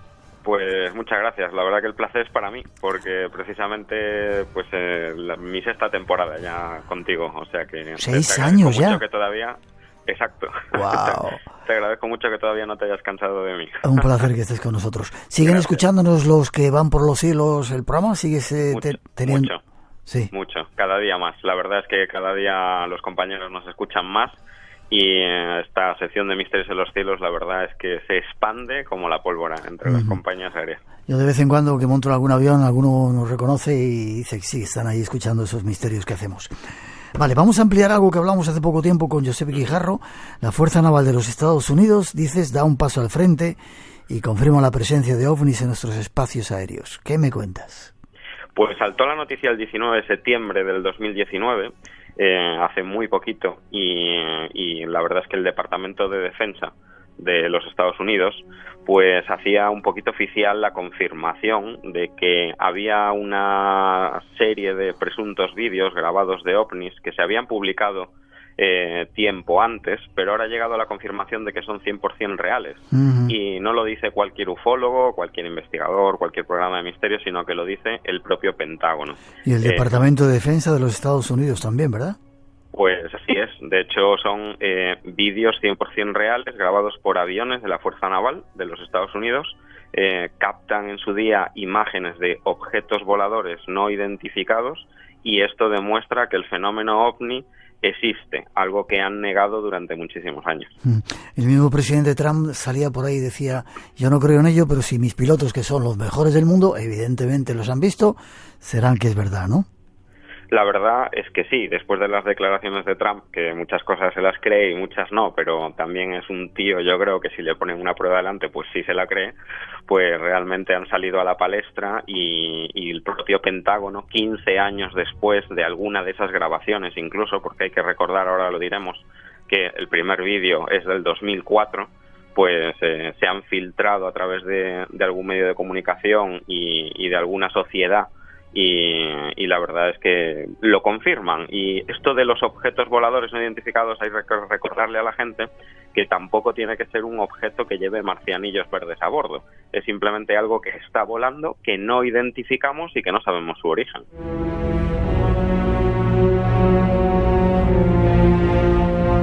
Pero sí, de alguna manera admiten que son objetos muy probablemente pertenecientes a otra raza externa a nuestro planeta, ¿o esto me lo he inventado? No, no te lo inventas. De hecho, las grabaciones eran tan secretas porque eran tan sensibles que han pasado de tener un estatus de clasificado y top secret a totalmente desclasificadas. Yo creo que están haciendo también un gesto de cara, pues, a futuros acontecimientos, y es cierto que al Pentágono, a partir de este momento en el que se publican los vídeos, algo se le ha ido de las manos. De hecho, hay un comunicado, es un comunicado oficial de la Marina de los Estados Unidos, y dice literalmente: la Marina denomina a los objetos contenidos en estos vídeos como fenómenos aéreos no identificados. Y en la rueda de prensa que se da por parte del Pentágono, hay un periodista que le pregunta al subjefe de operaciones navales para la guerra de la información del ejército de los Estados Unidos, que se llama Joseph Gradiser, por qué no los bautiza como ovnis y los bautiza como fenómenos aéreos no identificados. Y este hombre, que desde luego pues es el responsable de todo esto a la hora de dar la cara, dice: se utiliza porque proporciona un descriptor básico para los avistamientos y u observaciones de personas no autorizadas de aeronaves y u objetos no identificados que han sido observados entrando y u operando en el espacio aéreo de varios campos de entrenamiento controlados por nuestros militares. Me quedo perplejo. Es para quedarse. Parece que la intención es seguir negando las evidencias o cambiando los términos para que, bueno, no entendamos mucho, ¿no? Pero parece que ha pasado esa época de ocultarnos, ¿no? De decir que, bueno, que los ovnis o esos extraños objetos eran pruebas del ejército, drones últimamente ultrasecretos, aparatos ultrasecretos también norcoreanos. Parece que nos están preparando para algo. Sí, yo creo que sí. De hecho, la política del Pentágono en torno a este tema es un poco seguir negando la obviedad. Por eso lo califica pues con otra denominación, que son fenómenos aéreos no identificados. No hay mucha gente que piensa que a través del New York Times, que cuando salen publicados estos vídeos es el periódico el que los filtra. El primer órgano que los filtra se llama el TTSA, que es la Academia de Estrellas del Arte y la Ciencia. Es una sociedad que está relacionada con la divulgación de los temas espaciales en los Estados Unidos, y es la que consigue, no sabemos de qué manera, los vídeos auténticos y reales de la Marina de los Estados Unidos. Son vídeos... Sí. Aviones F-18, ¿verdad? Son aviones F-18 Hornet, que son los aviones de la Fuerza Naval de los Estados Unidos, aviones que graban con un sistema, el ATFLIR, es un sistema avanzado de búsqueda de objetos por infrarrojos, y con ese sistema consiguen grabar esos objetos voladores no identificados. De hecho, no solamente es un vídeo, sino que también poseen audio. Se le oye a los pilotos preguntarse si están viendo ovnis, si están viendo aviones no convencionales, si son drones, casi si están viendo a Superman o no, ¿no? Pero es cierto que se palpa la inquietud de esos pilotos de combate, porque no hay nada más incómodo en la cabina de un avión que tener cerca algo volando cerca de ti, de tu aparato, sin saber qué origen tiene y sobre todo qué intenciones tiene.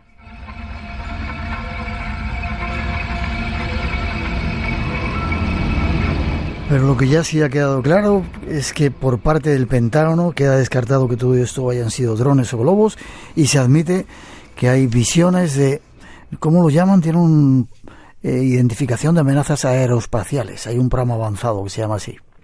Sí, se descartó por completo, además desde el propio Pentágono, que sean drones, globos aerostáticos, etcétera.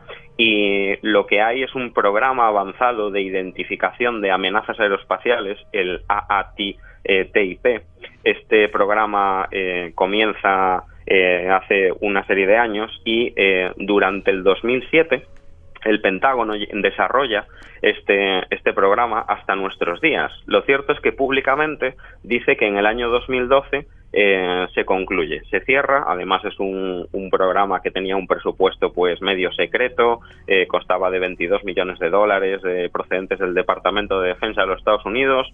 Se los había dado un senador del Partido Demócrata, y la realidad es que el Pentágono no cierra ni cancela este proyecto, y además lo confirma Christopher Sherwood, que es el portavoz del Departamento de Defensa de los Estados Unidos, o sea que es totalmente oficial.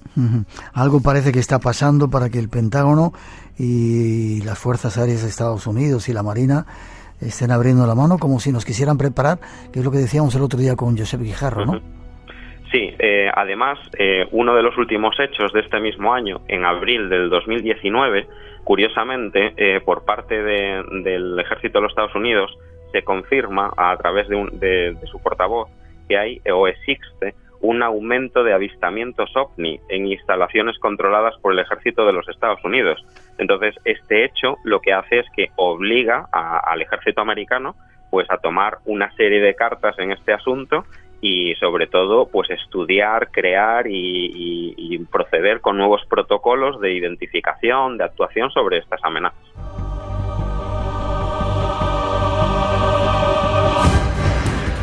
Habrá que estar atento a los cielos, Iván. ¿Nunca te ha pasado que estés volando y te has visto alguna cosa de esas raras? No, aunque siempre me lo preguntas, pues todavía no tengo siempre te lo pregunto. De responderte afirmativamente, pero si me ocurre creo que seréis los primeros en saberlo. Vale, de todas formas atento, ¿eh? Siempre. ¿Forma de contacto contigo, Iván? Pues mira, a través de mi página web, www.ivancastropalacios.com. En redes sociales pues me podéis encontrar en el Facebook, Iván Castro Palacios Misterios Aéreos. En Twitter me podéis encontrar como @IvánCP25. Y me podéis contactar a través del email ivancpmisterio@yahoo.es. Un placer, Iván. Muchos pilotos, mucha gente del aire nos escucha. ¿Tu mamá nos sigue escuchando? Siempre. Mi madre está encantada. Un abrazo fuerte a ella y a la familia. Muchas gracias. Iván, muchas gracias. Estamos en contacto. Igualmente. Buen vuelo, y seguimos ahí tratando de descubrir misterios en los cielos. Muchas gracias, Miguel. Un abrazo para todo el equipo también. Hasta prontito.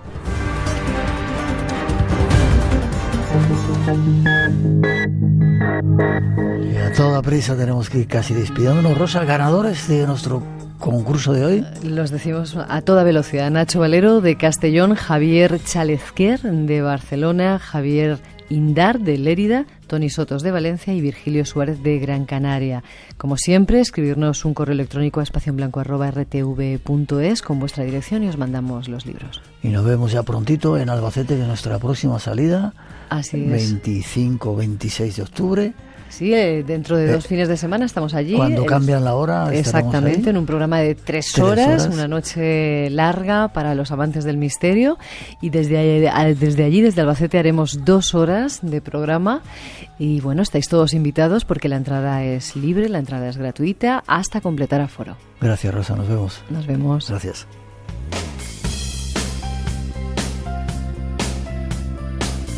Y terminamos. Ojalá os hayan gustado estas 2 horas de enigmas y misterios. La semana que viene más, nuevos invitados se acercarán con nuevos enigmas que queremos descubrir, sobre todo buscando respuestas a todas esas cosas que a veces nos preguntamos. Os dejamos con 2 trillones de átomos de nuestro compañero David Sierra. La programación continúa aquí en Radio Nacional y nos decía un poquito de nuestra mejor música, pero sí nuestros mejores deseos. Nos vemos en el Espacio en Blanco.